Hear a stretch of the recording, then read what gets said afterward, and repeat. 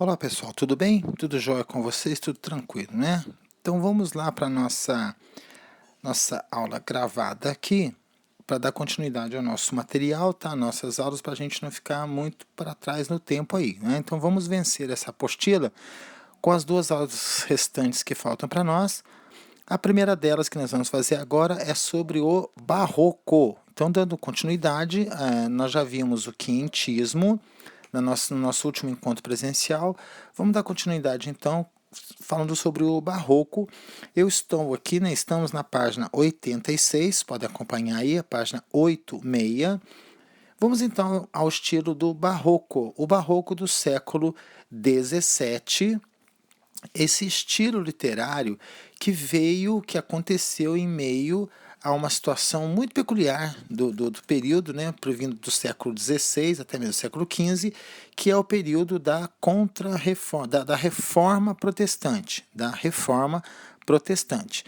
tá? A reforma que foi uma atitude tomada pelo mundo, né, o mundo ocidental, que questionava a Igreja Católica, o que provocou um racha, provocou desavenças dentro da Igreja Católica, tá? Então é nesse panorama que nós temos aqui o nosso estilo do Barroco, que diz o seguinte. Então vamos lá, as características do Barroco, acompanhando aí na apostila, a parte de cima que fala da estética do Barroco. Então vamos ver essa estética, o que ela traz de novidades para nós dentro desse período, e vocês vão ver que historicamente essa estética vai se encaixar muito dentro da situação que o ser humano está passando nesse período. Então nós temos aí primeiro o nosso contexto histórico, como eu comecei com vocês, falando sobre a reforma, e agora surge a ideia da contra-reforma. A reforma protestante, que questionou e provocou um racha na Igreja Católica. Agora a Igreja Católica vem com o movimento de contra-reforma, a fim de uma retomada do poder de novo para ter o seu status, né, como já era lá na Idade Média. A Igreja não está muito interessada em perder esse seu controle, esse seu poder, por isso lança o movimento da contra-reforma. O segundo ponto dessa estética barroca que nós temos aí é a expressão das contradições. Essas contradições, elas surgem por conta de uma palavra muito importante, uma palavra-chave que nós temos no barroco, que é o conflito. O ser humano ele está conflitado nessa época, ele está com uma divisão muito clara nas suas atitudes, no seu jeito de ser, no seu modo de vida, que é o conflito entre os valores da terra, os valores terrestres, carnais, e os valores religiosos, as coisas da alma. Então essa divisão entre céu e terra, corpo e alma, está atribulando, está deixando a cabeça do homem muito confusa. E a igreja vai usar desse artifício para poder atrair os seus católicos, os seus crentes, o seu povo de volta ao teocentrismo, que é a grande intenção da igreja.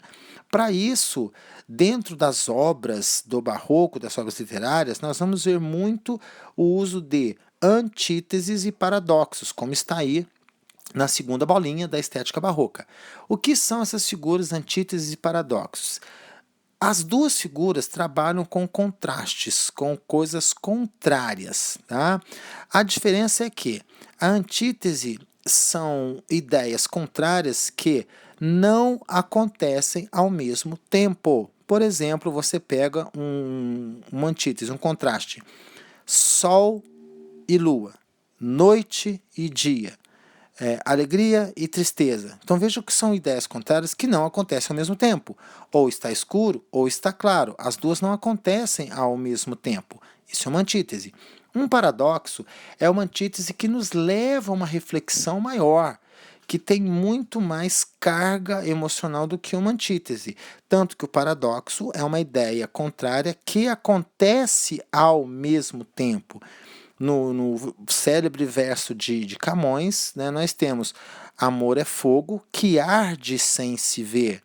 Então veja que eu tenho o fogo, ele arde, ele queima, a chama está ali, né? Eu estou vendo a chama, aquela coisa amarela, a flama, mas arde sem eu ver. Então como eu sei que está pegando fogo? Se eu estou olhando e não estou vendo a chama. Então veja como acontece ao mesmo tempo. Essa é a grande diferença entre a antítese e o paradoxo, ok? Muito usado nos poemas do Barroco. Terceira estética barroca que nós temos aí é a oposição ao estilo clássico. Vamos lembrar que o estilo clássico, lá do classicismo e também do humanismo, pregava o universalismo, a harmonia, o equilíbrio, a razão, a objetividade. Agora não. Agora nós temos a instabilidade, evidentemente provocado pela situação que o homem está vivendo nesse período da história. Com esses conflitos, ele está muito instável. Então não há um equilíbrio, não há uma harmonia, não há uma sobriedade, e sim a instabilidade. Nosso próximo tópico é um tema frequente que eles usam demais, tá? É a efemeridade das coisas. O que seria essa efemeridade? A vida é passageira. Tudo na vida é passageiro. E se a vida é passageira, então você tem que se preocupar em ter o seu lugar no céu. Você tem que cuidar da sua alma para que você passe a vida eterna no lugar abençoado que é o céu. Então, se vai passar rápido, então cuidado, você tem que se preparar para a vida eterna, e as coisas são efêmeras, elas passam muito rápidas. Isso vai ser aplicado em vários conceitos, tá? Sem ser exclusivamente só esse de religião. Nós vemos que a beleza, por exemplo, da mulher é considerada pelo barroco uma coisa efêmera. A mulher é bonita até certo ponto. Essa beleza vai passar. Esse vigor da juventude vai passar. Vai chegar uma hora em que vai acabar. Próximo tema é a religiosidade. Evidentemente, é um tema muito forte usado dentro do barroco, que trabalha com o pecado e a busca do perdão divino. Você é um ser humano, você é um homem, portanto é passível de cometer seus erros, seus pecados. Então busque o perdão divino, se você quiser um lugar no paraíso, buscar a vida eterna. Dentro da produção mesmo, de se escrever um poema, nós temos duas tendências, como está marcado aí na nossa última bolinha da estética barroca, que é o cultismo e o conceptismo. O que é um, o que é outro? O cultismo, ele é um rebuscamento verbal, olha, ornamentalismo. Vamos traduzir isso.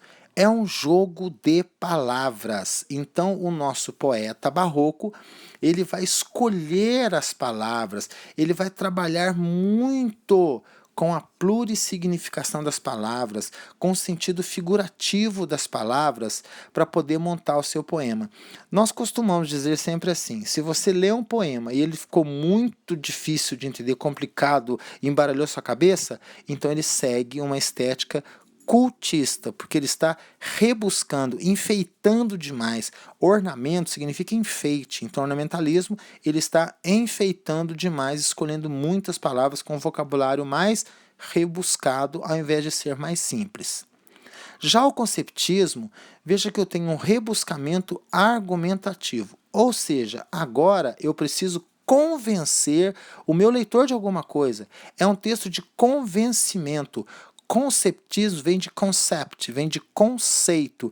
Então eu preciso convencer o meu interlocutor de alguma coisa. Por isso, o conceptismo é um jogo de ideias, de pensamentos.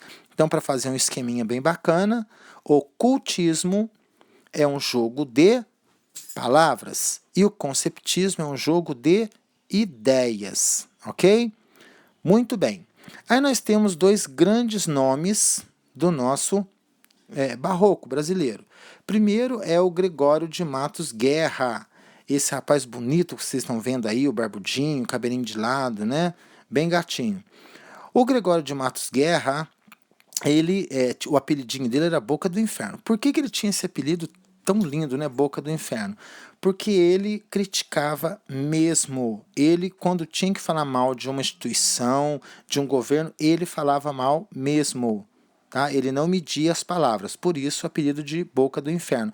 Olha só os três tipos de poesias que eu tenho dele aqui para vocês verem. A poesia satírica, que é essa crítica social.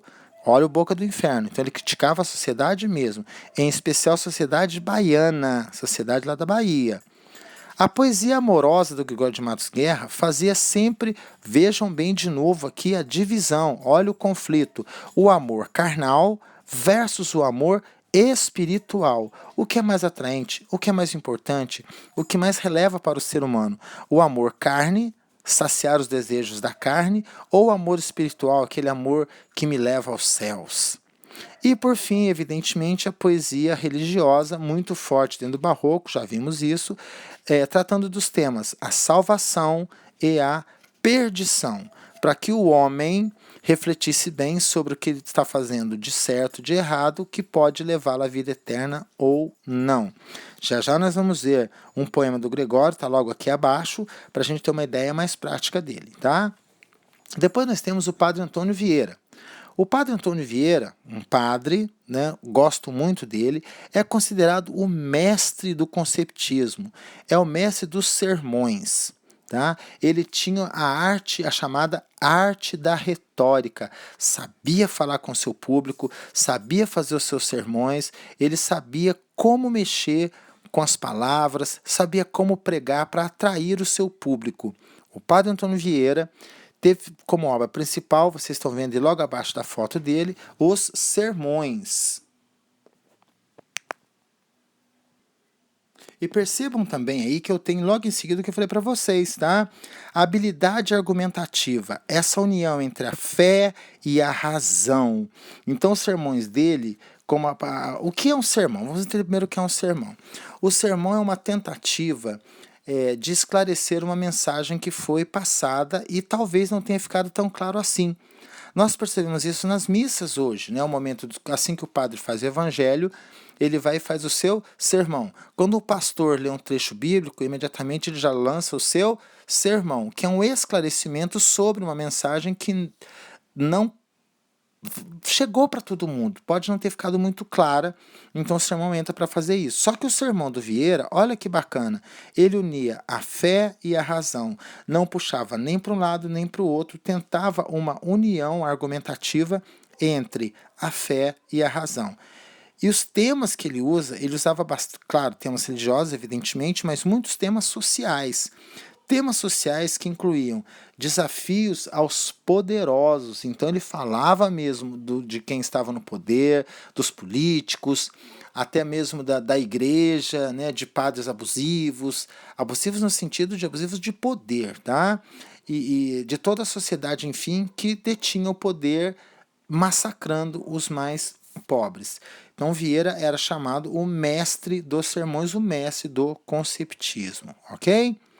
Aí embaixo, já nos nossos exercícios, nós temos então duas questões. Uma questão com o Gregório de Matos, tá? E outra questão com o sermão do Vieira. Então vamos dar uma olhada nessas questões, que são exercícios bem bacanas da gente ver. A questão 1, ela pergunta o seguinte, então vamos na página 87, vamos ver o que a questão está pedindo. Olha, nesse soneto, qual a intenção do Gregório de Matos? O que ele quer? Ele quer, na letra A, defender o uso da racionalidade humana para superar a angústia existencial? Evidentemente que não. Então nós já sabemos que ele não, assim como todo bom barroco, ele não apelava para esse pensamento racional. Ele procurava, o Vieira, por exemplo, ele tinha essa arte, né, de juntar a fé e a razão. Mas o Gregório, nesse poema a gente vai ver principalmente, tá? Ele não defende o uso da racionalidade, isso não faz parte do barroco. Ele estabelece uma oposição entre a natureza e a vida humana, mostra a vitória da formosura sobre as sombras, demonstra que a efemeridade atinge tanto a vida humana quanto a natureza, ou expressa a falta de fé religiosa que caracterizava o barroco. Vamos então ao poema. Voltamos então na página 86, aí nós temos então o poema Nasce o Sol e Não Dura Mais Que um Dia, característica dos poemas barroco também, muitos deles não têm título, os poemas. Vamos então a esse nosso soneto, tá? Perceba que eu tenho 2 quartetos e 2 tercetos, caracterizando assim um soneto. Vamos lá então. A primeira estrofe diz assim: Nasce o sol e não dura mais que um dia. Depois da luz se segue a noite escura. Em tristes sombras morre a formosura. Em contínuas tristezas a alegria. Eu percebo claramente, evidentemente aí, o uso de antíteses. Luz, noite escura, sombra, formosura, tristeza e alegria. Atentem para o primeiro verso que diz: Nasce o sol e não dura mais que um dia. referindo-se ao quê? A efemeridade da natureza, como passa rápido, né? O sol nasce e não dura as 24 horas. Segunda estrofe. Porém, se acaba o sol, por que ele nasceu? Se é tão formosa a luz, por que não dura? Como a beleza assim se transfigura, como o gosto da pena assim se fia. Então, nessa estrofe, nós temos de novo a referência à natureza e agora a referência à efemeridade da beleza humana. Com esse terceiro verso, como a beleza assim se transfigura. Interessante aqui nessa estrofe vocês perceberem uma característica também do barroco, tá? Outra característica que são as frases interrogativas. Ora, se o barroco é a escola do conflito, da dúvida, então é muito natural que apareçam as perguntas dentro de poemas. E nós temos que uma estrofe recheada só com perguntas. Isso também é bem característica, tá?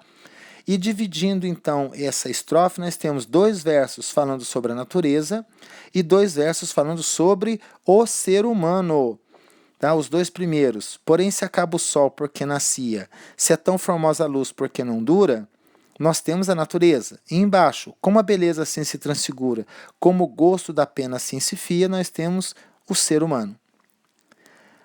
Do outro lado aí, no primeiro terceto, nós temos: mas no sol e na luz falte a firmeza, na formosura não se dê constância, e na alegria sinta-se tristeza. Então veja que o sol e a luz, elas são bonitas, mas elas não nos dão aquela certeza de que vão durar para sempre. Mesma coisa vale para o ser humano. Na formosura não dê constância, na alegria sinta-se tristeza. Eu acho que aqui já dá para a gente matar a resposta, porque o tempo todo ele está mostrando a efemeridade tanto na natureza, quando fala do sol, da luz, do dia nascer e não durar, como do ser humano, quando fala da beleza transfigurar, do poeta escrever na pena que se fia, na formosura que dê constância, alegria. Então fica evidente para nós que a resposta do exercício é qual? Vamos dar um tempinho, vamos fazer o seguinte: você para então o vídeo agora, aí na página 87, dá uma paradinha no vídeo, responde e já volta imediatamente para conferir a resposta, ok? Pronto, respondido então. Agora ficou fácil, né, gente? A resposta é a letra D. Demonstra que a efemeridade atinge tanto a vida humana quanto a natureza. Fazendo uma análise simples do poema, a gente já percebe isso, está bem evidente na linguagem aqui do nosso Gregório de Matos, ok? A questão 2 já é um sermão, trecho de um sermão do padre Antônio Vieira, o sermão da 60ª, o conhecidíssimo sermão da 60ª. A pergunta número 2 é a seguinte: o sermão da 60ª do padre Vieira é considerado uma espécie de meta-sermão. Essa classificação se justifica na medida em que nele o autor faz o quê? Então, o meta-sermão, ele vai pegar um tema, tá?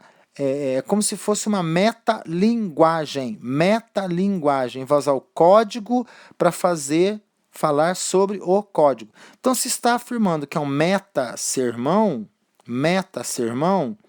ele vai usar o sermão, a arte de pregar, para falar sobre a arte de pregar. Isso já está na questão. Então, a questão ela já responde o exercício para nós. Mas, em todo caso, vamos dar uma olhada como é que é esse sermão. Vejam a característica dele, tá? Na questão 1 da página 86, nós temos um poema, estilo poema. Isso é bem típico, vamos colocar, escrever na orelha aí do lado, cultista. O cultismo é bastante largamente usado nos poemas.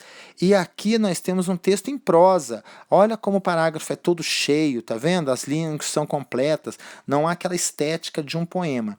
Esse estilo de fazer em parágrafo linhas cheias é um estilo conceptista, bem usado no conceptismo, ok? Veja que eu disse bem usado, largamente usado. Não é que um seja exclusivo de um e outro exclusivo de outro. Às vezes você pode ter um jogo de palavras dentro de um sermão. Isso pode acontecer sim. Vamos então ao sermão. É um sermão que ele está fazendo. Atenção, hein? Há de tomar o pregador uma só matéria.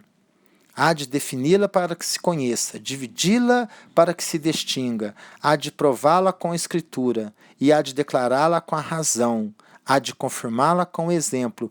Ele está usando um sermão para ensinar como se faz um sermão. Então, confirmou que é uma metalinguagem. Se é uma metalinguagem, qual vai ser a resposta? Então, aquele tempinho para responder. Pronto, ok? Agora ficou fácil, né, gente? Então, a resposta número 2 é a letra E.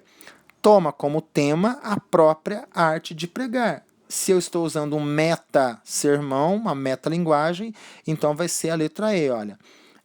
Está usando uma pregação para falar sobre pregação, ok? Então, com isso, a gente termina a nossa aula do Barroco. Não esqueçam de fazer as tarefas mínimas e as tarefas complementares, tá? Façam exercício e qualquer dúvida, por favor, vamos usar o grupo, pode mandar para mim que a gente conversa, responde, eu tiro as dúvidas de vocês e qualquer outra informação que for relevante para nós. Ok, pessoal? Um beijo e até, já tem a aula do arcadismo ou neoclassicismo aí para a gente também fazer, ok?